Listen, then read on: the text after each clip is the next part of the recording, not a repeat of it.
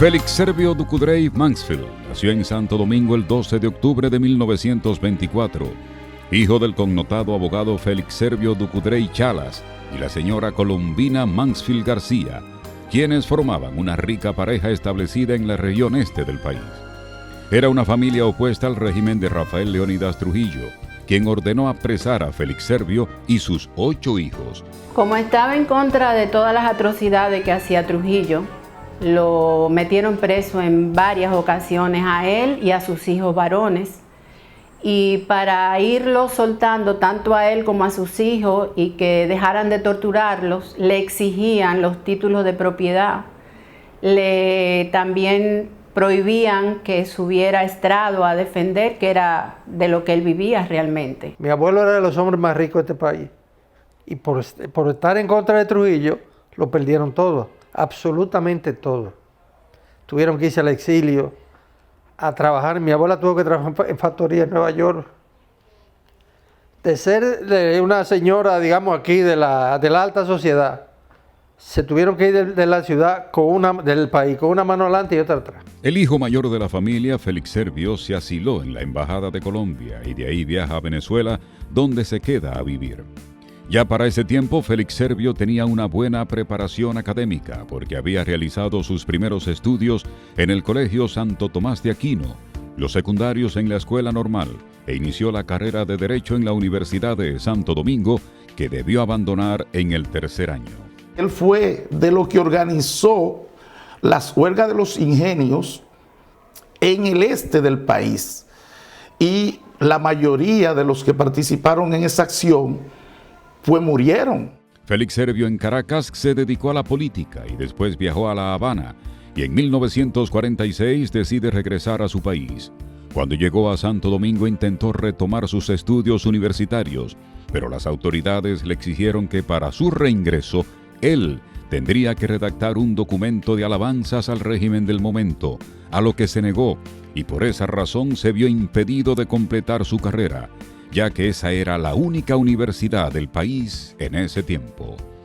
Se integró a 2 organizaciones de jóvenes opositores al régimen de Trujillo, Juventud Democrática y el Partido Socialista Popular, el PSP, por lo que fue apresado el 15 de junio de 1947. Fue perseguido aquí, encarcelado en la dictadura de Trujillo, y cuando se va huyendo a Cuba, allá también la mano del dictador llegaba, porque estaba el señor Félix W. Bernardino, que era un agente del Trujillato allá en Cuba.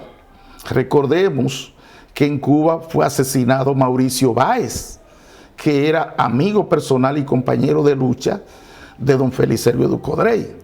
Entonces fue a Guatemala, donde se casó con la también combatiente dominicana Carmen Julia Martínez Bonilla, miembro de otra reconocida familia antitrujillista. Allí la pareja vivió 3 años y nació Patricia, su primera hija. En Guatemala, Félix Servio fue perseguido junto a otros exiliados por encargo de Trujillo y se vio obligado a asilarse en la embajada argentina. Se fue a ese país y en esa nación, en 1956, nació su segundo hijo, Pablo. Trujillo presionó al entonces presidente de Argentina para que lo extraditara, porque un hermano de Félix Servio, Guillermo Eustaquio, formó parte de la expedición del 14 de junio de 1959 por Maimón y fue masacrado y asesinado. Todos los hermanos de Félix Servio estaban comprometidos en la lucha contra el régimen de Trujillo. Juan, que era el que le seguía, que también formaba parte del Partido Socialista Popular, que compartió con él en varios de los países donde les tocó estar exiliado, y otro que vino en el desembarco de Constanza, Maimón y Estero Hondo. Los 2 más chiquitos vivían en Puerto Rico, pero uno de ellos incluso llegó a entrenar para venir en el desembarco. Lo único que ya como se vio el fracaso, no vino en el segundo, en otro desembarco que había planificado. En ese tiempo, 1959, Félix Servio regresa a Cuba y en 1962 intentó regresar a Santo Domingo, pero el Consejo de Estado se lo impidió y logró retornar a su patria en abril de 1963. No conocíamos a nadie, empezar de cero, pero uno era niño y en la escuela uno no tenía problema porque hacer amigos para los niños es muy fácil. Un poco difícil porque teníamos que ir adecuándonos a todo, a la manera de hablar, que nosotros teníamos otra entonación y a veces nos relajaban por eso. Ir conociendo por suerte a la familia, las tías, primos que no habíamos conocido antes. Pero fue fácil, para nosotros fue fácil. Tal vez fue más difícil para nuestros padres, que tenían que buscar empleo, que no tenían. Tenían pocos meses en el país cuando Félix Servio tuvo que ocultarse tras el golpe de Estado al presidente Juan Bosch. Después se integra a la Revolución de Abril de 1965 participando en el comando del PSP en San Lázaro y muy esporádicamente durante la contienda veía a sus hijos detrás del alma mater de la UAS, donde compartían bocadillos y juegos. Y nosotros tuvimos prácticamente 2 años sin verlo. Lo veíamos ocasionalmente, uno que otro domingo que podíamos ir a verlo a algunos sitios, escondido, hasta que estalló la Revolución de Abril, que ahí él volvió a la vida pública. Para mi hermano y para mí fue un poco extraño el no tener a mi papá en la casa, el saber que mi mamá tenía que esforzarse tanto para mantenernos a nosotros dos. Incluso una vez creían que ella tenía cáncer de lo mucho que adelgazó con la preocupación.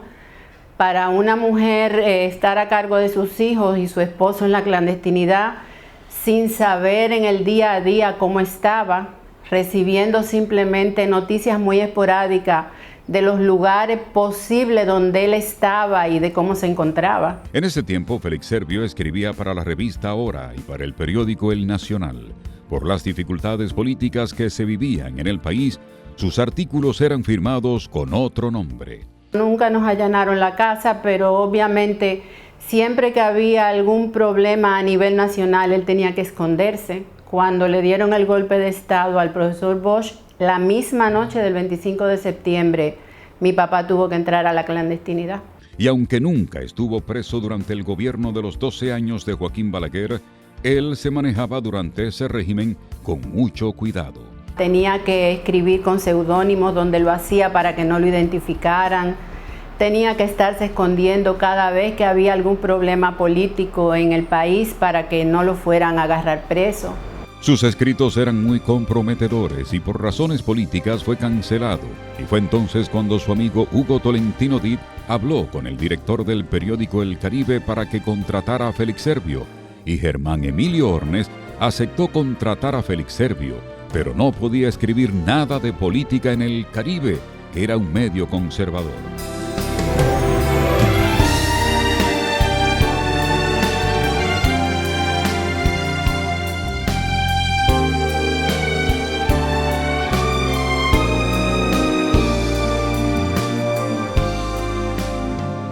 Sin proponérselo, la condición impuesta por El Caribe, habría un nuevo episodio en la vida de Félix Servio, quien decide ponerse en contacto con el profesor Eugenio de Jesús Marcano para ofrecerle sus servicios con el fin de publicar las informaciones de las investigaciones que realizan sobre la flora y la fauna de República Dominicana. A veces íbamos con él a algunos viajes especiales, al lago Enriquillo, una vez nos pasamos 3-4 días por el lago y participábamos con él, claro que sí. En poco tiempo se ganó la confianza de Marcano y se convirtió en un importante miembro de ese equipo de investigación, logrando transformar la información científica de manera que los lectores pudieran entender cada término. También Félix Servio se convirtió en referente para jóvenes periodistas que comenzaban su carrera en esos tiempos en el periódico El Caribe.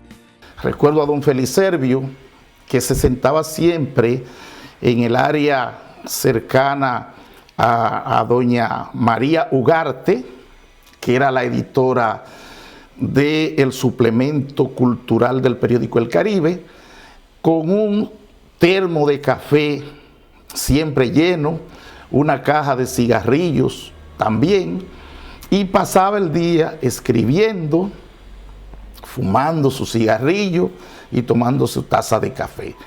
Esos artículos que él publicaba salían a 2 páginas centrales del suplemento del Caribe, que salía todos los sábados y que era muy leído. Frank Núñez Formaba parte del grupo de periodistas jóvenes del periódico El Caribe que pudieron compartir con Félix Servio Ducudrey. Esa figura legendaria de un hombre alto, blanco, ¿verdad? Una figura bonachona, de hablar pausado, generoso, porque se detenía a hablar con nosotros, que éramos muchachos aprendices. Y entonces uno lo conoce en la redacción de un periódico. Para nosotros fue verdaderamente impresionante. Los artículos de medio ambiente publicados por Ducudrey en El Caribe fueron recogidos en 6 tomos y publicados por el Centro León, con el fin de que los mismos sirvan a consultas para quienes deseen conocer detalles de los recursos naturales de la República Dominicana.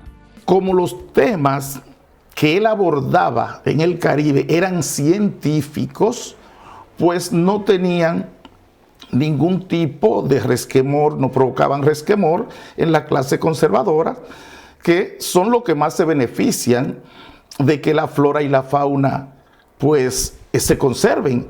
Además de sus artículos en los periódicos, Félix Servio dejó 2 libros, uno publicado en 1976 por la editora de la Universidad Autónoma de Santo Domingo, titulado Los Gavilleros del Este, una epopeya calumniada, en el que resalta el valor de los dominicanos que enfrentaron a los militares norteamericanos que invadieron el país en 1916. Él plantea que el término gavillero fue un término despectivo, estigmatizante, creado por los invasores, es decir, los norteamericanos que invadieron nuestro país militarmente entre los años 1916 y 1924. Félix Servio creó la tesis de que esa fue una epopeya calumniada porque, siendo ellos revolucionarios, se le tildó de gavilleros. El otro libro fue publicado por sus familiares en 1998. Se titula Yo después de la gaviota, que es una antología póstuma de 27 artículos de divulgación científica de los que había publicado en el suplemento sabatino del Caribe. Sus trabajos en los medios informativos nunca le impidieron sus trabajos políticos. Siempre se mantuvo de secretario general del Partido Socialista Popular.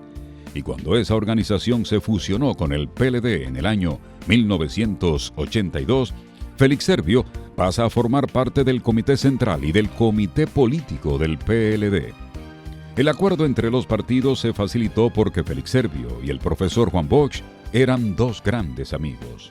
Muy fraternal, compartían mucho realmente. No solo en literatura, participaban juntos en algunas peñas literarias que se hacían, y por los trabajos comunes del partido prácticamente compartían todos los días. Eran 2 intelectuales, tenían más o menos la misma visión de libertad que querían para la República Dominicana, y eso hizo que fueran grandes amigos. Félix Servio fue afectado de una cirrosis hepática producida por una hepatitis B que sufrió cuando estaba preso. Falleció a los 65 años de edad, el 31 de julio de 1989. Antes de fallecer, ocupaba el puesto de secretario de Asuntos Internacionales del Partido de la Liberación Dominicana, PLD. Recuerdo cuando lo llevamos la última vez al médico, que el médico le preguntó ¿cómo te sientes? Y él dijo, todavía tengo muchas cosas que hacer por mi país.